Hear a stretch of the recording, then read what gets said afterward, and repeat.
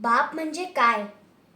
बाप म्हणजे जगण्याचं माप आहे, पाठीवरचे थाप आहे. जो कधी रागवला तरी त्याची माया अमाप आहे, तो म्हणजे बाप आहे. बाप म्हणजे ध्येयाकडे नेणारी शिडी आहे, संकटाला पार करणारी होडी आहे.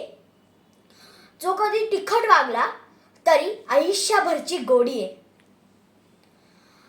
बाप बाप म्हणजे शिस्तबद्ध धाक आहे. बाप म्हणजे शिस्तबद्ध धाक आहे. जगणं आपलं आपोआप आहे.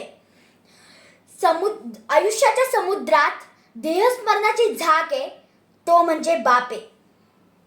सगळ्यात जास्त ओढ बापाच्या आणि लेकीच्या नात्यात असते असं म्हणतात, आणि ते खरं आहे.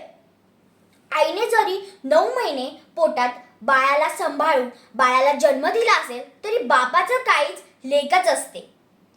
आई आणि बापाच्या प्रेमात आपण कधी तुलना नाही करू शकत, ही गोष्ट खरी आहे.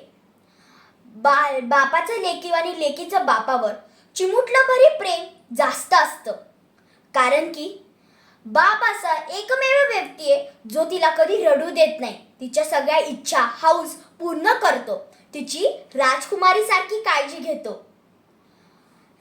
आणि जरी जग विरुद्धात तिच्या उभा असेल तरी बाप तिच्या सोबत असतं. म्हणूनच बोलतात बाप म्हणजे जगण्याचं माप आहे, पाठीवरची धाप आहे. धन्यवाद.